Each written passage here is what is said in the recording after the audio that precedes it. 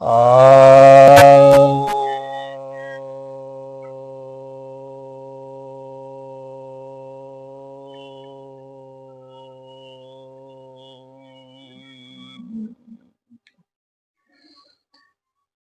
सभी भक्तजनों को सप्रेम नमन। तो आज आपके समक्ष आपकी कुछ जिज्ञासाओं का समाधान लेकर आया हूँ।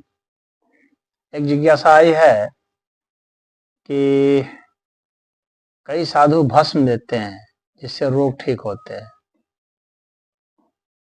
ऐसा कैसे होता है?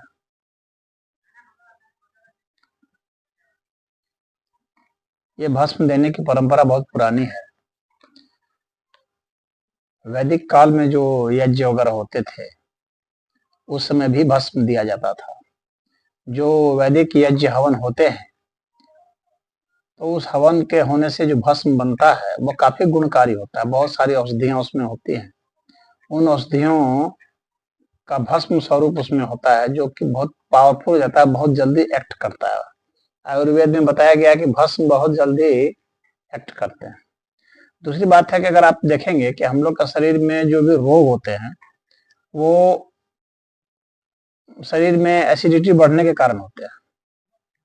अधिकतर रोगों का जो जड़ है वो शरीर का एसिडिक हो जाना है। तो यह जो हवन के जो भस्म होते हैं तो ये भस्म जो है इनका पीएच जो है ये 9 और 10 के बीच में होता है। तो 7 जो है वो नॉर्मल पीएच माना जाता है। जो पानी का होता है मतलब शुद्ध पानी का साफ होता है। तो उससे नीचे अगर पीएच चला जाता है तो वो एसिडिक होता है और उससे ऊपर जो होता है वो अल्कलाइन होता है। तो ये अल्कलाइन नेचर का होता है भस्म। तो इस भस्म को लेने से शरीर में जो एसिडिटी होती है वो घटने लग जाती है और बहुत ही जल्दी इसका एक्शन होता है। इसलिए इसमें ठीक होने के बहुत ज्यादा चांसेस होते हैं। तो भस्म के पीछे तो ये कारण है। और दूसरी बात है कि जो श्रद्धा होती है वही दवाई किससे ली जाती है तो उसका भी असर होता है। साधु संतों के प्रति जो श्रद्धा है उस श्रद्धा का भी बहुत एक्शन होता है, उसका भी बहुत फायदा होता है, बहुत लाभ करता है। क्योंकि वहां पर हमें एक भय मुक्ति का वातावरण मिलता है और ईश्वरीय कृपा का भी लाभ मिलता है। साधु संत सब जो हैं वो शुद्ध आचरण वाले, शुद्ध व्यवहार वाले, वास्तव में आपका हित सोचने वाले हैं। तो उनके माध्यम से जो कुछ भी आता है वह सब ईश्वरीय कृपा वाला होता है। तो उसमें भी अगर भस्म आएगा तो और भी अच्छा होगा। तो इसके कारण से बहुत ही लाभ होता है। तो यह कुछ लोग ऐसा सोचते हैं कि अंधविश्वास है, तो बिल्कुल भी नहीं है। इसके पीछे साइंस है, इसके पीछे साइकोलॉजी है और इसके पीछे जो है वो अध्यात्म का विज्ञान है, जो श्रेष्ठ विज्ञान है। तो कई तरीकों से जो है आपको फायदा पहुंचता है। तो भस्म का सेवन किया जाता है और थोड़ा मोड़ा नहीं बल्कि आप ज्यादा भस्म लिया करें और जो उसकी मात्रा है कम से कम 4-5 ग्राम जो है सुबह शाम मिलकर हो जानी चाहिए। तो उतना भस्म अगर होगा, एक एक चम्मच अगर भस्म लेंगे तो बहुत तेज फायदा करेगा। नहीं तो आधा आधा चम्मच भी अगर लेंगे, एक एक ग्राम भी कर लेंगे तो भी बहुत लाभ करेगा। आप देखेंगे कि 7 दिन में आपका रोग बहुत कुछ ठीक हो गया। तो अब जाइए और भस्म लिया कीजिए। आप चाहें तो अपने घर में भी भस्म बना सकते हैं। हवन सामग्री मिलती है शुद्ध घी में, उसे भस्म बनाएं तो उसका भी लाभ होगा। लेकिन जब भस्म अभिमंत्रित करके बनता है तो वह कई गुना और फायदा करता है।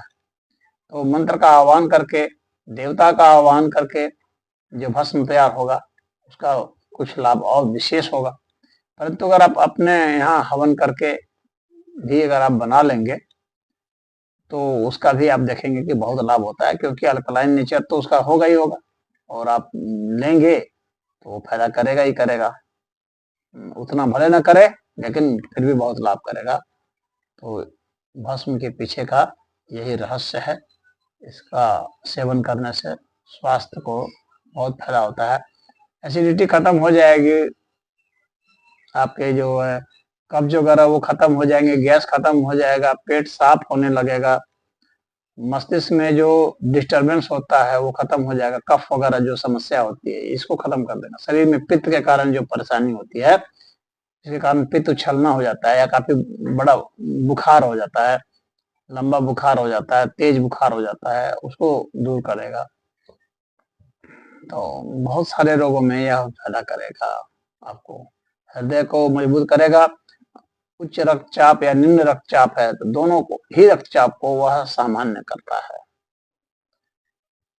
तो इसको आप लीजिए। मैं तो यही कहूंगा, अगर आप रोगी नहीं हैं तो भी आप जो भोजन करते हैं तो वो काफी एसिडिक होता है। अधिकतर जितने चटपटे टाइप के जो भोजन किए जाते हैं हमारे शरीर में एसिडिटी को बढ़ा देते हैं। तो अम्ल पित्त बढ़ जाता है, तो उसको यह बहुत ही अच्छी तरीके से हल कर देगा। जिनको उल्टी आती है, जी मितलाता है, जिनको चक्कर आते हैं, तो उनमें भी यह बहुत लाभकारी होगा। हरि ओम।